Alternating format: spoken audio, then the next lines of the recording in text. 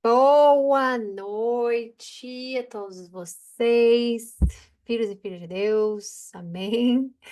Hoje nós vamos iniciar capítulo 27.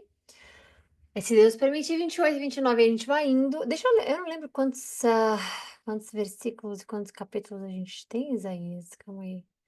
65, tá ótimo, um terço. Tá indo, vamos. Vamos iniciar hoje capítulo 27. Ah, E vocês lembram que a gente falou sobre Leviatã, né? Tem um tempo aqui, a gente no último livro, foi engraçado porque eu falei que ele ia aparecer de novo, não sei o quê, e é legal porque a gente quanto mais vezes aparece, né, a gente estuda mais sobre, fala mais a fundo, né, porque a gente já falou um pouco. Então, vamos ver o que que Deus tem especificamente para essa leitura de hoje, tá? Então, eu espero que vocês tenham tido um bom fim de semana, espero que vocês tenham tido um fim de semana produtivo, ou leve, ou não tão produtivo assim, mas que vocês tenham, chegado até aqui hoje reenergizados, digamos assim, né. Então, vamos lá, vamos fazer nossa oração, vamos iniciar. Pai, obrigada por esse momento que a gente coloca nas suas mãos os nossos corações, nós estamos entregando ao Senhor nosso entendimento, a nossa fé, a nossa confiança no Senhor, o nosso amor. Obrigada, Jesus, porque o Senhor é aquele que nos guia, o Senhor é aquele que nos direciona, nos instrui. E cada vez mais, Pai, que nós estamos em comunhão com o Senhor, mais o Senhor nos prova, mais o Senhor nos mostra, né, o quão entrelaçado com a nossa vida o Senhor está, mesmo, de verdade. A gente só tem a agradecer por isso. Obrigada, Jesus, porque o Senhor nos dá chances. Todos os dias que a gente acorda é uma chance nova que nós temos de viver, de refazer, de recomeçar, de reconectar, de progredir, de repensar. E a gente agradece esse privilégio, porque acordar já em si é um privilégio, né? Então, a gente agradece o dia que nós tivemos, agradecemos o fim de semana que nós tivemos, que nós chegamos até aqui nesse momento de comunhão, que o Senhor use o Espírito Santo para nos guiar nessa live, nessa leitura, que o Senhor tire dos nossos olhos e dos nossos ouvidos todas as vendas espirituais, que o Senhor possa nos mostrar sempre a verdade, sempre aquilo que nós mesmos sozinhos não entenderíamos, mas que o Espírito Santo nos revela nessa live, nossa leitura, né. Então, Jesus, obrigado. Nesse momento a gente pede a sua autorização para entrarmos na sua palavra. Pedimos para que espiritualmente estejamos protegidos, espiritualmente estejamos sendo fortalecidos, meu Pai, para que a gente continue na nossa vida, no nosso propósito que o Senhor tem para nós e que só o Senhor sabe. Obrigada por esse momento, que o Senhor trabalhe em nós, Pai, para que a gente busque a mudança, para que a gente busque o crescimento, para que a Sua palavra seja aplicada no nosso dia a dia, na nossa vida, que nós possamos te servir, Senhor, sendo o reflexo perfeito daquilo que o Senhor tem para cada um de nós, o propósito de cada um para nós, e que nós possamos, meu Deus, fazer aquilo que é necessário para que o próximo te veja em nossas atitudes, nosso falar, nosso pensar, e a gente agradece porque somos representantes do Senhor. E a gente representa tantas coisas hoje em dia, né, usar uma roupa de uma marca, você basicamente representar aquela marca, ou você escolher de acordo com o seu humor, você está representando o seu humor, você está tantas coisas a gente representa, Pai. Quantas coisas a gente defende, quantas coisas a gente, briga por, ou a gente tem uma ideia, ou a gente tem, né, a gente fica em pé por alguma coisa. E hoje nós estamos aqui pelo Senhor. Se é por em todos esses anos de cada um com a sua vida, de cada um com a sua idade, se tem uma coisa, não é se é, mas se é uma coisa certa, se tem uma coisa que nós podemos agradecer, é a graça que o Senhor nos dá, porque é algo que a gente não consegue comprar, pegar emprestado, roubar, destruir, nada, nada, Senhor. Ela vem do Senhor pura, ela vem do Senhor para aqueles que coração o Senhor escolheu. E aqueles que te escolheram também. Então a gente agradece. Obrigada por ter nos resgatado de uma vida sem a verdade, sem o Senhor. E obrigada por tudo que o Senhor trabalha em nós, Pai. Nosso dia a dia, os altos e baixos, estamos sempre aprendendo e abertos para aquilo que o Senhor tem para nós. Que o Senhor também nos livre de todos os males, carnais, espirituais, Senhor tire do nosso caminho as armadilhas que o mal tenta pôr em nosso caminho, nossa vida. Que o Senhor restaure a nossa saúde emocional, física, mental. Que o Senhor nos proteja, meu Deus, contra todos os ataques materiais também, todos os tipos de armadilhas e laços mandados para nossa vida. Que o Senhor quebre, em nome do seu sangue, seu santo e poderoso sangue, Jesus. Para a honra e a glória do seu nome, que esses milagres, que o seu nome esteja nos nossos lábios para tudo aquilo que nós vivemos. E que a gente não canse, meu Deus, que a gente não canse de sermos vistos seus filhos e filhas. Que a gente não canse de falar do Senhor cada vez mais. Que a gente não canse, meu Deus, de louvar o seu nome. Para a honra e a glória dele, a gente inicia essa live, ela é consagrada a ti, Jesus. Me use como canal, põe nos meus lábios aquilo que é necessário para o nosso aprendizado e que o Senhor revele através desses estudos tudo aquilo que o Senhor quer que faça efeito na nossa vida e na vida do próximo, que nós tenhamos essa responsabilidade de entender que nós trabalhamos e servimos a Ti. Em nome de Jesus, amém. Bom, então vamos lá. O livramento de Israel. Naquele dia, o Senhor, com a sua espada severa, longa e forte, castigará o Leviatã, serpente arisca. Então, duas coisas que é importante a gente entender mais ou menos. Existe a representação de Leviatã como Satanás, especificamente, ok? E isso a gente pode ver em Apocalipse 12, 20, 12 e 20, a gente consegue ver que Satanás será lançado no abismo, que é nesse final mesmo, totalmente, final destruído, acabou a escatologia, e é o momento que a gente está lendo sobre. Então, naquele dia, que é o final, o Senhor com a sua espada vai fazer isso. Então, muitas das vezes, a gente quando for ler e entender, né, porque a gente vai ler sobre a restauração, mas agora a gente está lendo sobre a destruição, a derrota, né, de Leviatã especificamente. Então, ele simboliza, ok, Satanás, ele simboliza os sistemas mundiais também, que isso a gente vai falar bastante quando a gente chegar em Apocalipse. Então, nesse momento, o Leviatã, ele como a gente vê, né, a serpente, a gente entende que seria um dragão, digamos assim, mas o que ele representa, ele simboliza também, é o Satanás e os sistemas mundiais. E isso vai acontecer com o anticristo e como é que diz? O sistema, né? Que vai vir com eles, e aí tudo isso. Então, que não é um anticristo somente, ok? É um sistema servindo aliás, um sistema inteiro sendo servido pelo um outro anticristo, a gente vai ver isso na palavra de Deus. Em Apocalipse, a gente vai ver que não é só um especificamente, né? Eh, então é isso. Nesse momento aqui é o final. Deus está declarando aqui o que que vai acontecer no final de tudo mesmo. Então, o Leviatã sendo simbolizado por Satanás, aliás, Satanás sendo simbolizado por Leviatã e os sistemas mundiais, que são os sistemas que vão causar todas as coisas mais horrorosas que a gente pode pensar e ver, o Senhor vai, com a sua espada severa, longa e forte, castigar Leviatã.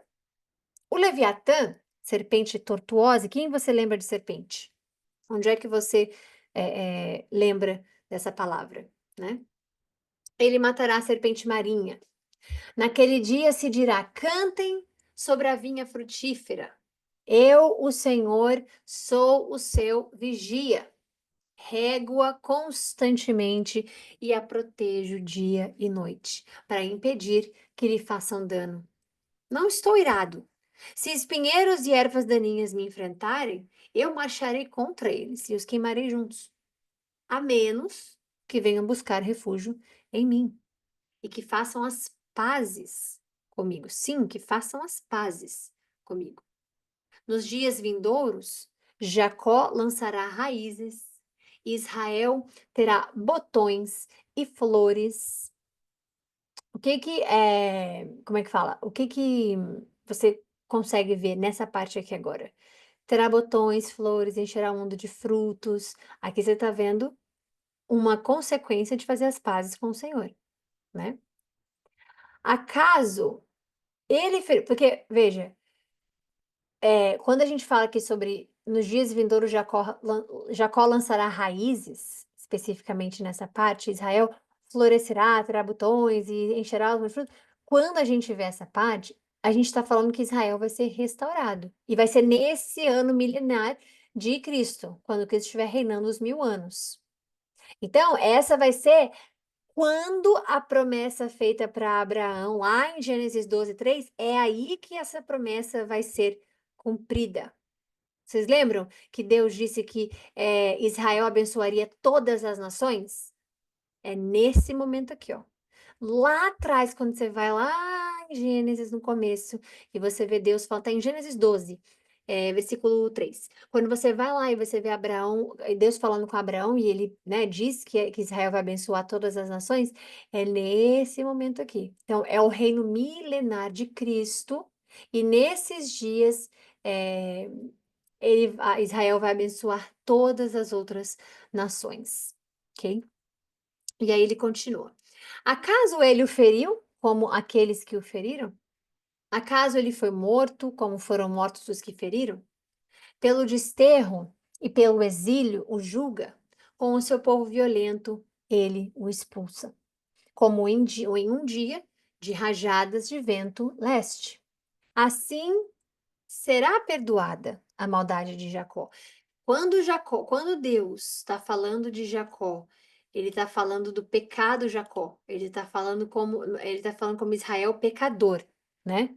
Então, quando ele lança Jacó especificamente, você entende que é Israel mesmo, o povo Israel, mas que é na antiga identidade pecadora. E este será todo fruto da remoção do seu pecado. Quando ele fizer que todas as pedras do altar sejam esmigalhadas e fiquem como pó de giz, os postes de Azerá, que é aquela deusa, e os altares de incenso não permanecerão de pé. A cidade fortificada está abandonada, desabitada e esquecida como deserto. Ali os bezerros pastam, ali se deitam e desfolham a ramagem. Quando os ramos estão secos e se quebram, as mulheres vêm e ateiam fogo neles, pois este é um povo sem entendimento. Por isso, aquele que o fez não tem compaixão dele. Aquele que o formou não lhe mostra misericórdia. Naquele dia, o Senhor procederá à debulha desde as margens do rio Eufrates, até o ribeiro do Egito. E vocês, israelitas, serão ajuntados um a um. Naquele dia soará uma grande trombeta. Os que estavam perecendo na Assíria e os que estavam exilados no Egito virão e adorarão ao Senhor no Monte Santo em Jerusalém. Então, uma coisa aqui que é legal a gente ver. Essa pode estar se referindo especificamente, vocês lembram não, quer dizer, lá na frente em Mateus 24, a gente vai ler que especificamente vai haver uma reunião final de Israel, nesse reino milenar de Cristo, né. Então esse aqui pode ser esse momento, a gente não tem exata certeza sobre isso, mas esse pode ser o momento em que eles vão todos se reunir, ok.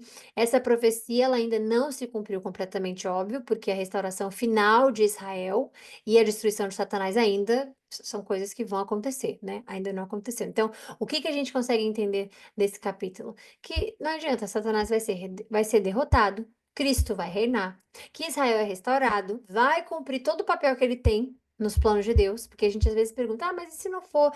O plano vai se cumprir, né? E os justos, obviamente, viverão com Cristo, enquanto os rebeldes são julgados, né? Aí a gente continua, 28 aqui. Ai dos líderes de Efraim e de Judá.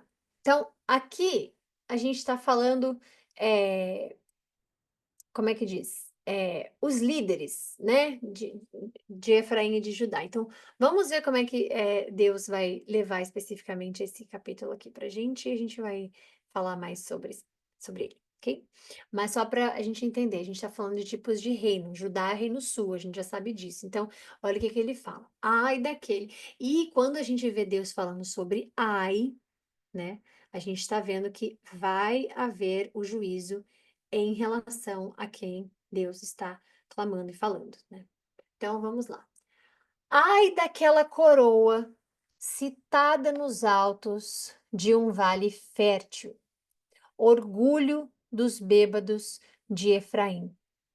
Quando ele fala sobre isso é porque Efraim, ele representa o reino norte, ok? De Israel. Ou seja, Israel. Ele representa o reino norte, que caiu, que acabou, né? Como a gente já tinha falado aqui, 700 anos antes de Cristo. 722 para ser bem exato, mas 700 anos antes de Cristo. Os assírios, ok? Então, essa parte aqui é que você está vendo, ai do reino norte, ou seja, Israel, ah, orgulho dos bêbados de Efraim. Ai da sua magnífica beleza, que agora é como uma flor murcha. Ai dos que são dominados pelo vinho. Deus vai mudar isso aqui? Não. Então isso aqui serve para qualquer pessoa. Quando a pessoa fala, Thay, beber é pecado, a palavra ela é muito clara em relação ao que é o pecado, não. Tudo aquilo que te afasta de Cristo.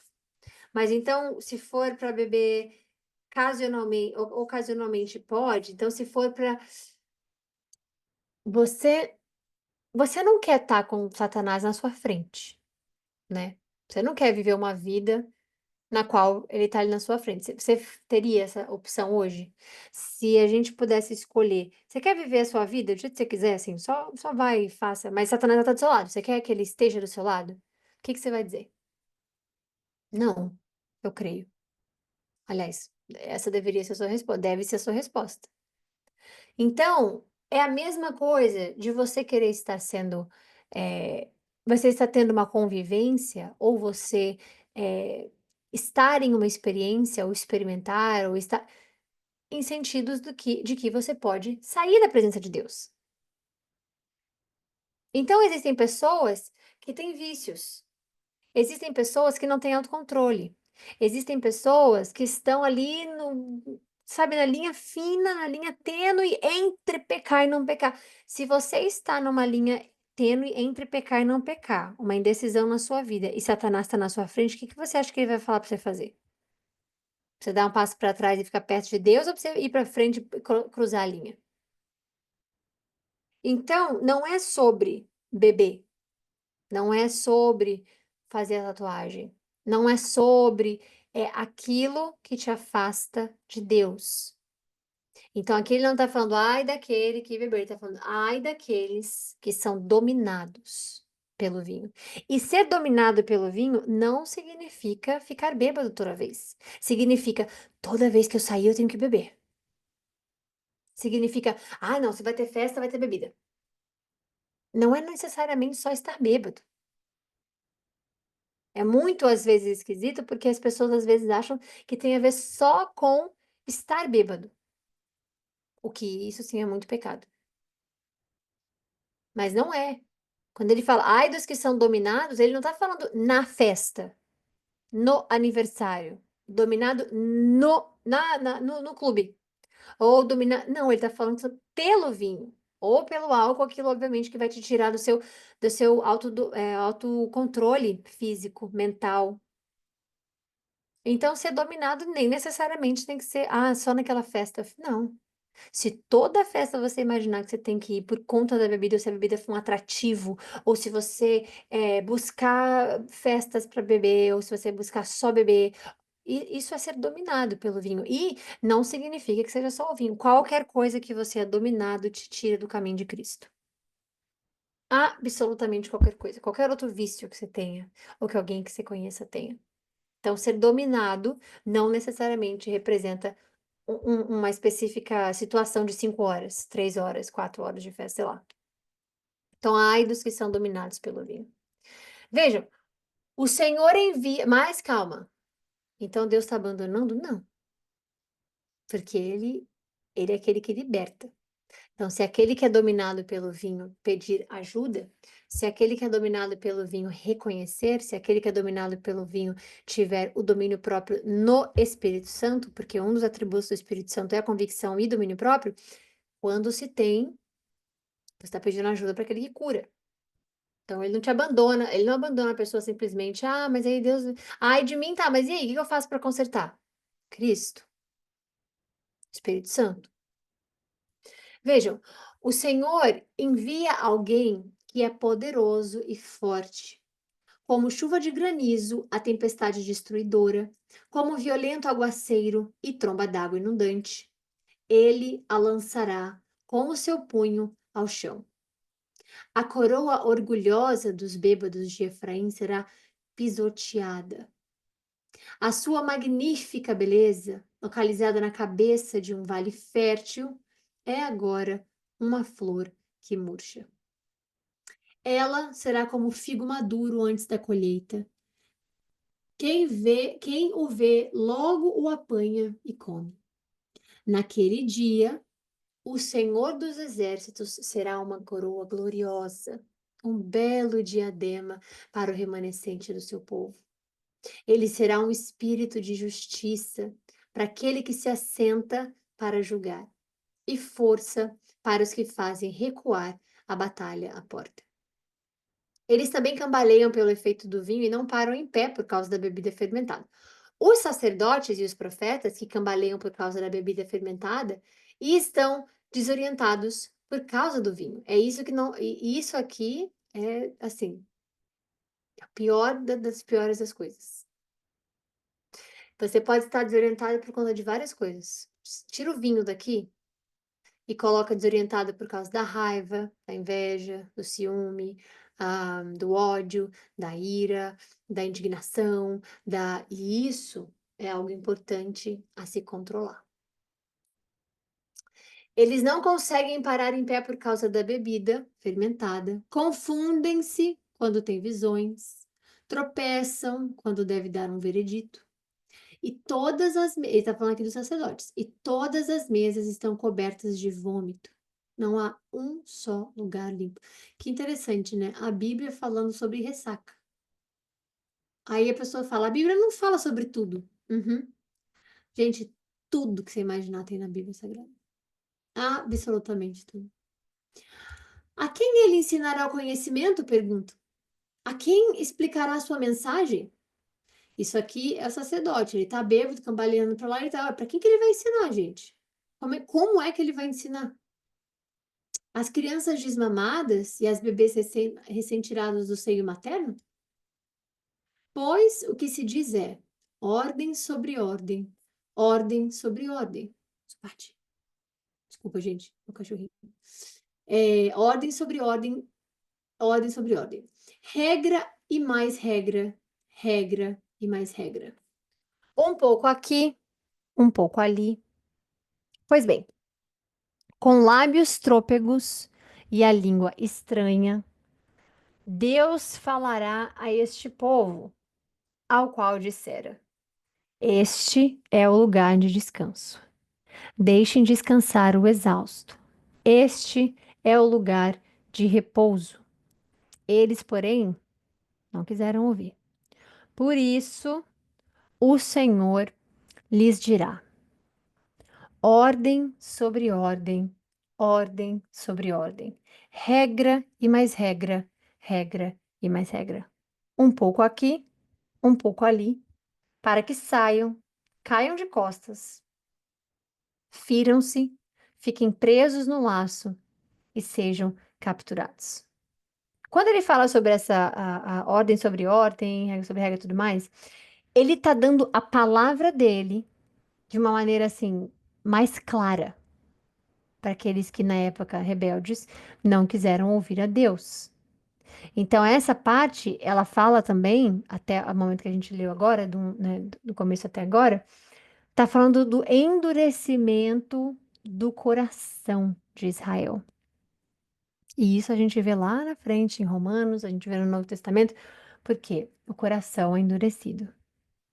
Então Deus está dando algo muito claro para eles aqui, sem mensagem subliminar, sem nenhum tipo, somente ordem, regra e mais regra, um pouco ali, um pouco aqui. E é muito interessante de ver, porque Deus está sendo muito claro. Portanto, ouçam a palavra do Senhor, zombadores, vocês que dominam este povo em Jerusalém.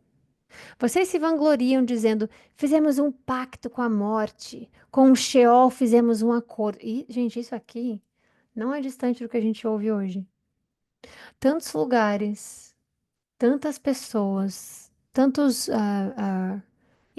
indústrias se vendendo, pessoas vendendo a alma mesmo. Agora, depois que você lê a Bíblia, você escuta alguém dizendo assim: ah, a pessoa vendeu a alma. Agora se dá para acreditar. Vocês entendem? Porque quando você vê isso aqui, você fala, gente, realmente, é vida espiritual. Óbvio que dá para vender alma. Claro que dá. Não foi o que Satanás ofereceu a Jesus? 40 dias e 40 noites de Jesus no deserto. Ele vai lá e quer vender a alma dele? Aliás, quer comprar a alma de Cristo? Ajoelha, eu te dou aqui, ó. Só você se prostrar diante de mim. Pula daqui, você não quer pular? Não está escrito na sua palavra lá que se você cair, os anjos vão te salvar? Pula. Tá vendo esse reino todo aqui, ó? Eu te dou. Isso é vender a alma, gente. Então existe. Não achem que isso é conspiração, é teoria da conspiração, que esse negócio de vender alma não existe, que existe. Existe de verdade. Aí você pergunta, realmente, mas onde na Bíblia tem? Volta lá, onde Cristo foi tentado. E quando uma pessoa disser, parece, gente, negócio de vender alma, coisa nada a ver. Volte lá e veja o que o diabo queria. Ele queria a alma de Cristo. Não é só o corpo, porque o corpo ele acha que ele venceu na cruz. Ele queria ele morto, a alma dele acabou. Então, existe o mundo, é espiritual. Nós já falamos sobre isso diversas vezes. Não tem para onde fugir. Não existe ficar com a cabeça tão quadrada, tão fechada a ponto de imaginar que a vida é só isso aqui que a gente vive. Não existe. Nós sabemos das energias contrárias. Nós sabemos, né? E não se enganem, ele tem poder. Agora, ele é mais poderoso que Deus? Jamais. Ele toma decisões? Nunca. Ele depende de Deus também. Você não viu em Jó? Ele não pode tocar, ele não pode fazer absolutamente nada. E Deus permite. Sim, Deus permite. Agora, Deus não controla. Vamos colocar os pingos nos is. Então, você está dizendo, Thay, que Deus permite que a pessoa se afunde na vida? Sim, porque ela que escolheu. Com a própria vontade dela, não foi Deus que fez. Então, é por isso que a sua vida entregue a Cristo pode parecer mais difícil que antes, pode parecer às vezes mais lento do que antes para você conseguir um milagre ou para você conseguir algo na sua vida. Não se engane, porque Satanás o que ele quer é dar rápido as coisas, para que você venda mais rápido ainda a sua alma. E pode ter certeza que ele cobra mesmo. Ele não é pai para te dar uma bênção. Então, ele vai cobrar. Aquele que se vender vai cobrar. Aquele que se unir com ele, fizer um pacto com ele, vai cobrar. E aqui é exatamente o que está escrito no versículo 15. Fizemos um pacto com a morte. O que que é a morte? Separação. Não é necessário estar escrito Satanás ali. Quem é que faz você se separar de Deus? Ponto. Isso já representa ele. Então, fizemos um pacto com a morte, com o Sheol. Fizemos um acordo. Quando vier a calamidade destruidora, não nos atingirá, pois da mentira fizemos o nosso refúgio e na falsidade temos nosso esconderijo. Olha que coisa. Isso aqui não pode ser Deus. Isso aqui não pode ser Deus. Isso aqui. Peraí. Isso aqui não representa Deus. Isso aqui menos ainda. Por isso, diz o Senhor soberano: Eis que ponho em Sião uma pedra já provada, uma preciosa pedra angular para alicerce seguro. Aquele que confia jamais será abalado. O versículo 16 está falando somente de Cristo. Cristo é a pedra angular. E você vai ver em 1 Pedro 2,6, né? E isso aqui é algo importante de ver, porque ele colocou para Israel, Sião, ao povo, Jerusalém, ele colocou para eles, disponibilizou, mas por conta do endurecimento do coração deles, eles rejeitam Jesus, que foi o que, obviamente, levou a tudo o que acontece com eles, até o momento de hoje. Então,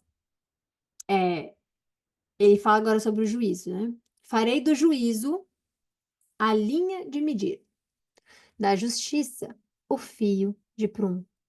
O granizo varrerá o seu falso refúgio e as águas inundarão o seu abrigo. O seu pacto com a morte será anulado e o seu acordo com o Sheol não subsistirá. Olha só, tudo em vão. E tem pessoas que eu já ouvi, gente, falando assim: ah, mas eu vou pro inferno mesmo, já sei, gente. Ah, nem ligo, olha, já tô lá e vou encontrar todos os meus amigos, achando que é bacana. Ah, mas religião X, coisa Y, Z, vai pro inferno. Ah, então eu vou, porque, ó, já fiz. Achando que é normal. Veja o perigo daquele que não conhece a verdade. Imaginar que é bacana ir por inferno e encontrar os amigos. Quando vier a calamidade destruidora, vocês serão arrasados por ela. Todas as vezes que vier, ela o arrastará. Passará manhã após manhã, dia e de noite. A compreensão dessa mensagem trará pavor total. É o que a gente está acabando de falar. As pessoas antes preferem falar rindo que vão para o inferno, que, eu já tenho impacto, vendi a alma. E isso aqui, olha que esquisito, porque Deus dá, né, um espaço aqui e fala, olha, a compreensão dessa mensagem vai trazer pavor. Então a pergunta é, será que as pessoas estão compreendendo essa mensagem? Será que isso aqui, farei, não sei o quê, será que isso aqui realmente não vai trazer pavor para aqueles que lerem? A cama é curta demais para alguém se deitar. E o cobertor é estreito demais para se cobrir com ele. O Senhor se levantará como fez no Monte Perazim, mostrará a sua ira como no Vale de Beom, para realizar a sua obra, sua estranha obra, e cumprir a sua tarefa, a tarefa misteriosa. Agora parem com a zombaria, senão as suas correntes ficarão mais pesadas. O Senhor dos Exércitos, falou-me da destruição decretada contra o território inteiro. Ouçam, escutem a minha voz, prestem atenção, ouçam o que eu digo. Quando o agricultor ara a terra para plantio, ele só faz isso o tempo todo? Só fica abrindo sulcos e gradeando o solo? Depois de nivelado o solo, ele também não semeia o endro e não espalha as sementes no cominho? Não planta o trigo no lugar certo e a cevada no território próprio? E os centeios nas bordas? O seu Deus o instrui e lhe ensina como proceder. Isso é lindo. Isso aqui por si só já é um versículo assim, ó, pra gente meditar o dia inteiro.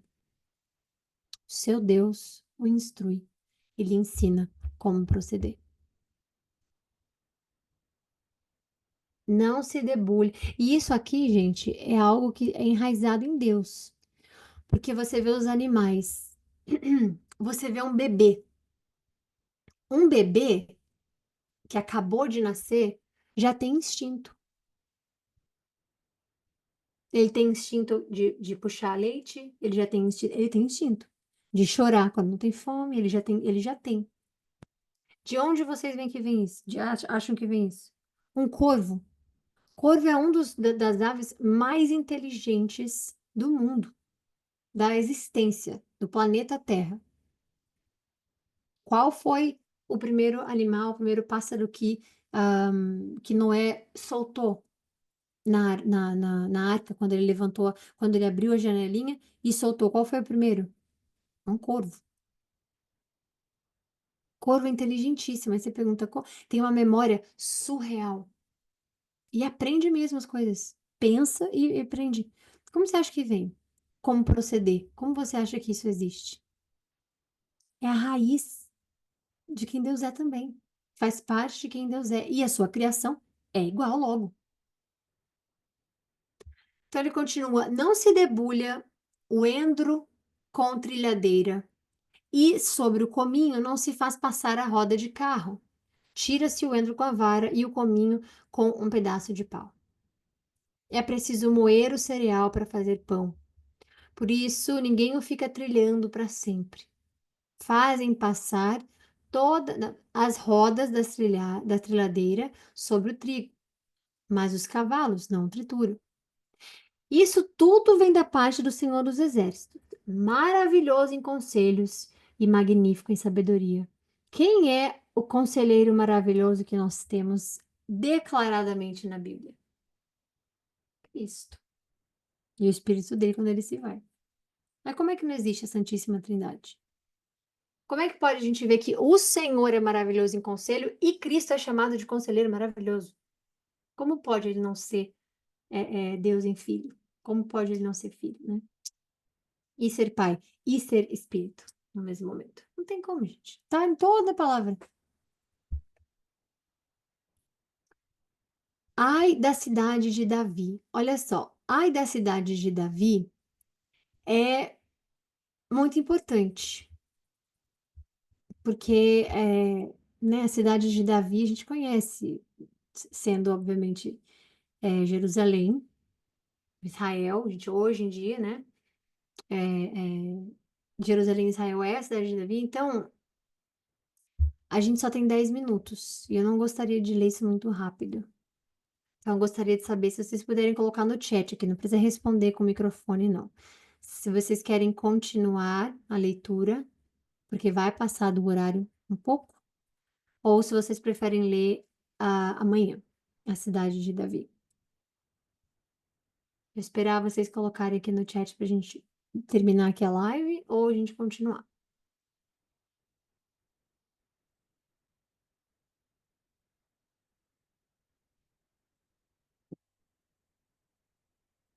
Por mim, pode continuar. Então, eu vou fazer o seguinte, eu vou continuar para que a gente não perca mais tempo. Pode continuar sim, pode continuar, vamos continuar então. Então, ai de Ariel. Ariel, a cidade onde acampou Davi. Então, onde seria essa cidade de Davi hoje, atual? É Jerusalém, que é chamado de Sião. Toda vez que você vê Sião, a gente está falando de Jerusalém. E Israel, hoje. Ok? Esse é o contexto do que a gente está lendo e a localização que é hoje mesmo. E a descendência, obviamente, a gente sabe que é Abraão, Isaac e Jacó para esse povo. Então, ai de Ariel. Ariel, a cidade onde acampou Davi. Acrescentem um ano a outro e deixem seguir o seu ciclo de festas. Mas eu sitiarei Ariel. que vai chorar, lamentar-se, e para mim será como uma fornalha de altar. Quando Deus fala assim, porque Ariel significa leão de Deus, que está se referindo a Jerusalém especificamente. E Jerusalém vai enfrentar juízo por causa dessa hipocrisia religiosa que Deus já falou e nós já lemos. E que Cristo vai falar lá na frente sobre essa hipocrisia religiosa que eles têm. Deus detesta a religião. E isso é algo que às vezes parece, como é que diz? É, meio que contraditório, ou então meio escandaloso de dizer, mas para aquele que não lê a palavra de Deus, entende que Deus não está nem aí se a gente vai viralizar ou não vai viralizar, se vai ser algo que vai, como é que diz, ficar, como é que fala, cancelado ou não. Deus não está nem aí para isso. Ele está dizendo o que ele está dizendo. A hipocrisia religiosa é algo que Deus detesta. E por que que você fala, tá, que Deus não gosta de religião? Porque todo homem é hipócrita. A não ser, obviamente, que nós estejamos debaixo do sangue de Cristo, pedindo a mudança em todo momento, e que a gente haja como, como é que diz? Levando Cristo em todas as nossas as atitudes, para que, como líder, o ego não pegue. Líder de religião específico, né? Ou para que o orgulho não pegue, não consuma a pessoa. Então, a religião, é, ela tem a sua hipocrisia, né? Agora, aquele que é a pedra angular da religião, Cristo, não. Então, por isso que muitas pessoas falam, qual a sua religião? Muitas respondem, não tenho religião, eu só sigo Cristo. Então, você é cristão, porque existem várias denominações. Então é importante entender que Deus não suporta a religião que tem hipocrisia nela. Agora, vale de cada um achar a sua igreja, a sua religião, né? Que você sabe como a palavra é, o que diz a palavra, e o seu líder espiritual ele vai somente baseado na palavra. Porque se for nas regras, se for no que for melhor para ele, ou para a própria igreja, ou para o próprio altar, ou para o próprio líder, ou para a fama da igreja, ou para. Está errado. Hipocrisia religiosa. Vai contra o que Cristo fala. Vai contra o que Cristo é. Você quer uma religião? Cristo. Qual a sua religião? Qual é a sua religião? Cristo. Como assim Cristo? Cristo. A Bíblia toda sagrada é Cristo. Minha religião é Cristo. Então, cuidado com a hipocrisia religiosa. Porque Israel, a gente está lendo aqui agora, eles vão passar pelo juízo por conta da hipocrisia religiosa. Eles leem o Novo Testamento, eles sabem do Novo Testamento, eles trabalharam para o Novo Testamento com Deus, mas até hoje rejeitam Cristo. E ele continua: Mas eu se te arena, acamparei ao redor e cercarei de torres, e construirei contra você as minhas obras de cerco. Lançada ao chão, de lá você falará. Do pó virão em murmúrio as suas palavras. Fantasmagórica subirá a sua voz da terra, um sussurro vindo do pó será a sua voz. Mas os seus muitos inimigos ou estrangeiros se tornarão como o pó fino. Será que Israel tem inimigo? Será que Israel tem inimigo, gente? Será que eles são amados pelo mundo inteiro? Será que os judeus são amados pelo mundo inteiro? Tudo parte da Bíblia. As pessoas às vezes ficam, ai, mas como pode isso acontecer? Gente, a Bíblia ela só mudou a década, o tempo que está acontecendo, né?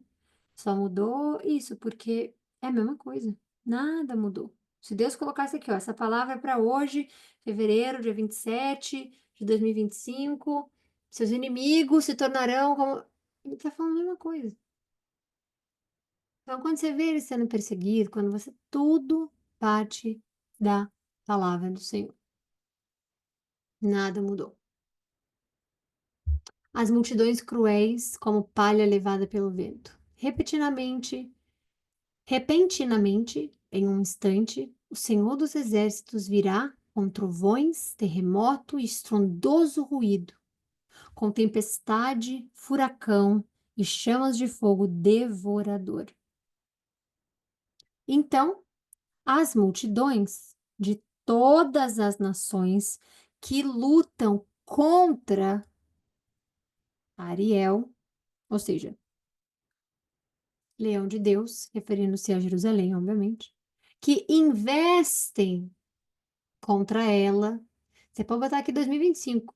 Qualquer governo pagando para estar contra Israel, dando dinheiro, dando contra ela e contra a sua fortaleza e a sitiam. Será como acontece em um sonho, em uma visão noturna, quando como quando um homem faminto sonha que está comendo, mas ele acorda e a sua fome continua? Como quando um homem sedento sonha que está bebendo, mas ele acorda enfraquecido sem ter saciado a sede? Assim será com todas as multidões de todas as nações que lutam contra o Monte Sião. Simples. Pasmem e fiquem atônitos. Seguem a vocês mesmos e continuem cegos. Porque isso aqui é maravilhoso, né? Tipo assim, até parece, tá bom. A gente vai continuar lutando contra Israel isso, Israel aquilo. Pasmem e fiquem atônitos e continuem cegos, não tem problema. Tudo certo. Continuem como vocês acham que não é possível, como pode.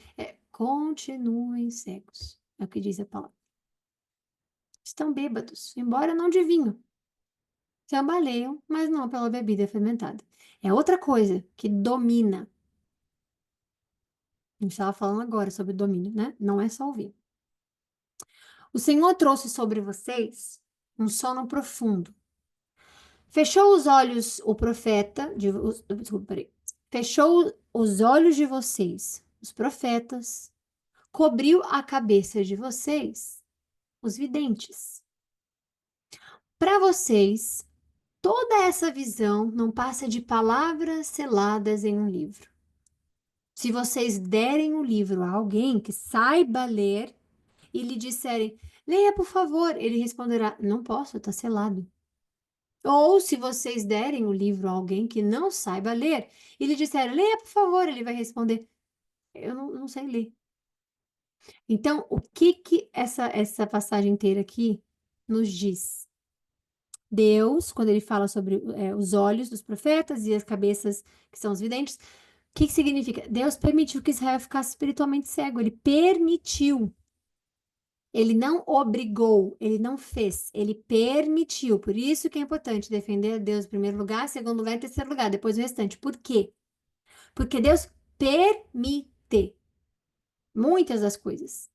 Você como pai, você como mãe, ou você como responsável por alguma a pessoa que é por idade ou por alguma situação mais vulnerável ou necessita de mais, como é que eu digo, de instrução, né?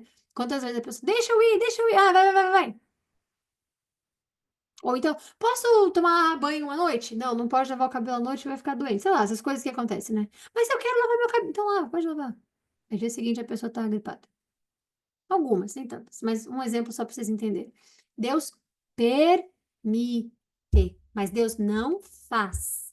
É diferente. Ele faz o que ele quiser, obviamente, a hora que ele quiser, mas permitir, ele permite. Então, quando você está vendo aqui, Deus permitindo Israel ficar cego espiritualmente, significa que Deus falou assim: para o meu prazer, eu vou cegar vocês. Isso quem faz é outro. O que que Deus falou? Vocês são contra mim, vocês estão contra mim, vocês querem ficar cegos, porque não adianta mandar vidente, não adianta mandar profeta, não adianta falar com vocês, não adianta salvar vocês, não adianta libertar vocês, não adianta. Vocês querem continuar cego? Permito que fiquem. É isso que ele faz.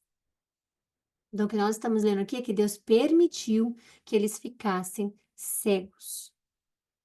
E Paulo cita essa passagem especificamente em Romanos, explicando que Israel que foi temporariamente, né, endurecido para que o coração deles fosse endurecido para... Olha que coisa interessante. Em Romanos 8, diz 11, fala que Paulo explicando que Deus deixou que, permitiu que, né, Israel fosse temporariamente só endurecido. Mas para quê, Thay? Para que os gentios fossem salvos. Nós. Então, para os judeus, por exemplo, cristianismo, ou pessoas que se aproximam do Messias, ou que acham que se aproximam do Messias, ou que acham que Cristo é o Messias, é uma vergonha para eles. Porque Deus tinha um acordo, um pacto com eles. Mas por conta da cegueira deles, por conta da rebeldia deles, Deus se fez presente na vida dos gentios também. E é algo que Deus já iria fazer, porque ele já viu lá atrás, quando Eva fez a queda da humanidade, Deus já tinha o plano de redenção. E o plano de redenção era qual? Então, é óbvio que os gentios já estavam, inclusive várias pessoas, Ruth, várias pessoas já foram gentios, a gente já sabe disso, não precisa nem comentar, voltar aqui. Mas, é importante falar, para eles é uma vergonha ter acesso a Deus, ao Criador Deus, porque Deus era exclusivo quase que para eles. Quase não, era exclusivo para eles. Tanto que aqueles que quisessem, Noemi, quando vocês vão lá na história, né, de Noemi, Ruth e tudo mais, ela fala: não, seu Deus vai ser o meu Deus. Seu? Como assim? Porque depende, é dela? É, era dos israelitas. Então, é uma vergonha para os judeus. Outras pessoas chamadas gentios, que obviamente hoje nós somos, né, cristãos, mas eles ainda usam essa palavra, tá? Eles ainda usam gentios. Tem uma palavra específica para isso que eu esqueci. Tem até uma série que eu assisti na Netflix, muito engraçado, que é uma série bem boa, inclusive. Tem um rabino, né? E ele fala sobre isso. Eu esqueci o nome da palavra agora, mas eles usam ainda. Para a mulher que não é a judia, né? Que tá num relacionamento com um judeu, por exemplo, eles têm um nome para essa pessoa. E a tradução desse nome é gentio. Então, eles ainda usam. Para eles é uma vergonha os gentios terem acesso a Deus, porque era um relacionamento só do povo escolhido. E aí, óbvio que Deus nos escolheu e tudo mais, né? Mas por que que essa passagem está aqui? Por que que fala sobre Deus ter se permitido, aliás, Deus ter permitido que eles ficassem cegos? Para que a gente tivesse acesso a eles. E isso a gente vai ver lá em Atos também. E ele continua.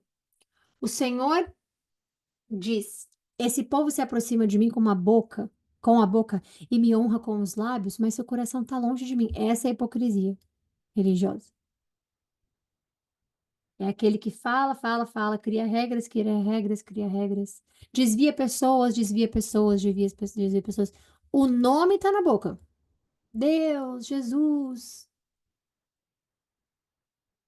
E honra com a boca. E a vida de Deus. Glória a Deus. Graças a Deus. Honra de Deus. A honra é toda da glória de Deus. Mas o coração tá longe. Como é que o coração fica longe? Só você ver o que elas fazem no dia a dia. Só você ver o que que destua a pessoa, tira a pessoa do caminho que é santo, para aqueles que só fazem com a boca, com os lábios, né? Com a boca. E é isso. A adoração que me prestam é feita apenas de mandamentos ensinados por homens. Hipocrisia religiosa. Por isso, mais uma vez, por isso, gente, é que você tem que estudar a palavra de Deus, porque nenhum homem vai te ensinar mandamento nenhum que não esteja na palavra dele. Nenhum homem vai dizer para você, olha, é assim que se faz. Para ir para o céu tem que fazer isso. Para ir para o céu. Por quê? Você tem domínio da palavra. A palavra está tatuada no seu coração, como diz lá atrás. Então, tudo que está escrito na palavra de Deus, você já tem no seu coração. Ah, mas eu não lembro especificamente de tudo que está na Bíblia. Eu tenho a certeza absoluta, absoluta, que uma vez que você lê a palavra inteira e você entender a palavra inteira, o Espírito Santo vai te dar toda a resposta que você precisa. Você não vai lembrar qual é o versículo, você não vai lembrar qual é o livro, você não vai lembrar qual é o salmo, mas você vai saber o que é verdade e o que é mentira. Porque o Espírito Santo ele carrega uma coisa chamada discernimento. Mas você só consegue discernir algo se você tem opção entre a verdade e a mentira, entre o bom e o errado, e o ruim, entre o certo e o errado. Se você só tem uma opção, um ponto, um líder, um isso, um aquilo, você não tem como ter discernimento nenhum, hein? É só que foi te ensinado só aquilo. Então, quando você lê a palavra de Deus, você é poderoso no Espírito Santo. Por isso, uma vez mais, deixarei atônito esse povo com maravilha e mais maravilha. A sabedoria dos lábios perecerá, e a inteligência dos inteligentes se desvanecerá. Aí o que ele está dizendo aqui, né? Esse povo que se aproxima com a boca, não sei o que, com os lábios, o que ele mostra, né? Porque Jesus falou disso, tá? Jesus, em Mateus, ele fala sobre isso, porque ele condena os fariseus. Você lembra, como a gente acabou de falar, que ele fala sobre a hipocrisia. Então, a religiosidade sem esse relacionamento com Cristo é inútil, mesmo. Então, se você pergunta sobre religião, toda religião tá. Não, a gente estava falando sobre a hipocrisia da religião. Não são todos, não são todas. Agora, Cristo mesmo falou sobre isso. Então, a religiosidade sem o relacionamento são regras, são doutrinas, são leis, onde o nome dele está sendo citado pelos lábios, mas o coração não está. Então, não se tem religião sem relacionamento com Deus. Você pode escolher a religião que você quiser. Se não tem o coração de Deus mesmo no relacionamento, se você vê que Cristo não é o centro daquele lugar, é religiosidade. E Cristo foi contra isso. Ele continua. Vocês viram, peraí. Ai daqueles que descem às profundezas para esconder os seus planos do Senhor, que agem nas trevas e pensam: quem nos vê? Quem que vai ficar sabendo? Vocês viram as coisas pelo avesso. Como se fosse possível imaginar que o oleiro é igual ao barro. É tipo assim, eu amo tem um quê de sarcasmo aqui que eu acho maravilhoso. Deus tem todas as emoções que a gente tem, gente. Então, assim, tem um sarcasmo aqui, né? Vocês pensam que pode esconder os planos de Deus, né? Mas, ai, fica pensando, quem vai ver? Quem que vai ficar sabendo? Ninguém vai. Ah, tudo bem, vamos fazer isso aqui de errado. Quem pode pensar que é possível imaginar que aquele que faz o vaso é igual quem criou o barro, gente? Que é o barro. Aí ele fala, vocês viram a coisa pelo avesso, né? Vocês mudam o bom para o ruim é bom. Acaso o objeto formado pode dizer àquele que o formou? Que você é criação, você é criatura dele. Ele é o criador. Tem como a gente fazer isso? Tem como a gente falar para ele algo? Ele não me fez?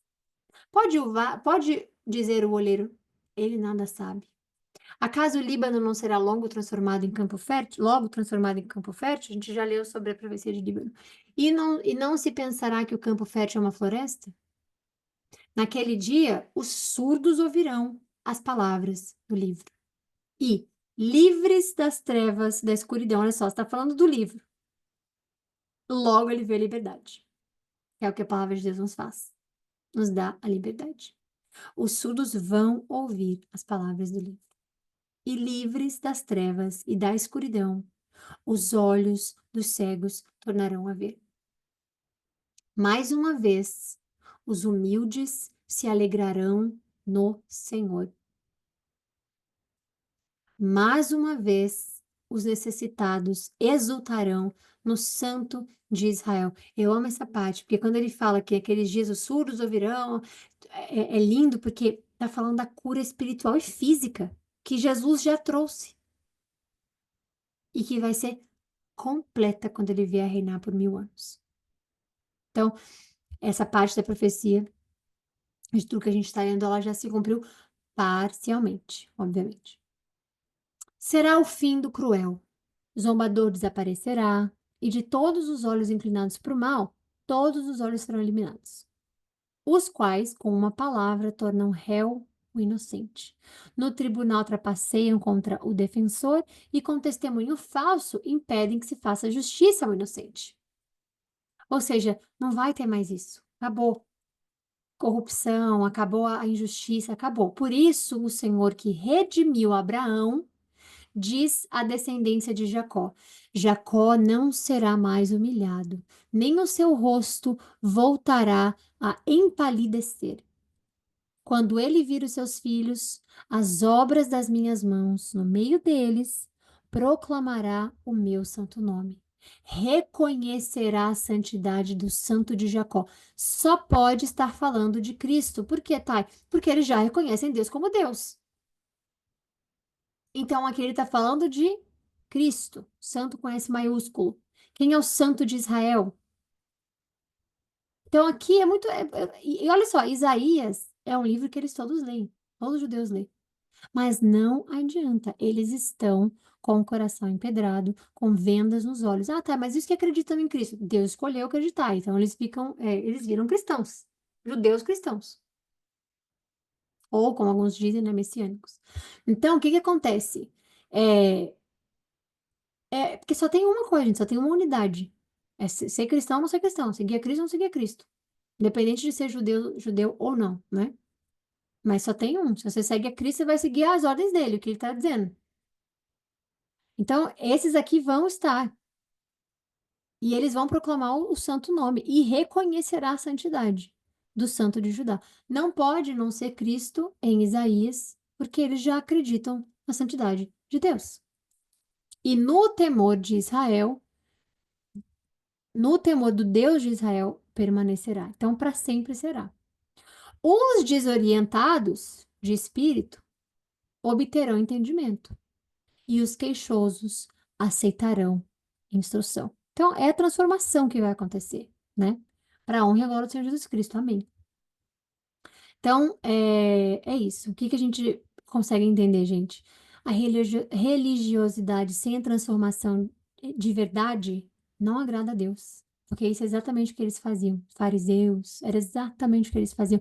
Os próprios judeus aqui vão lá, fazem as festas, e Deus falou: eu tenho pavor das suas festas.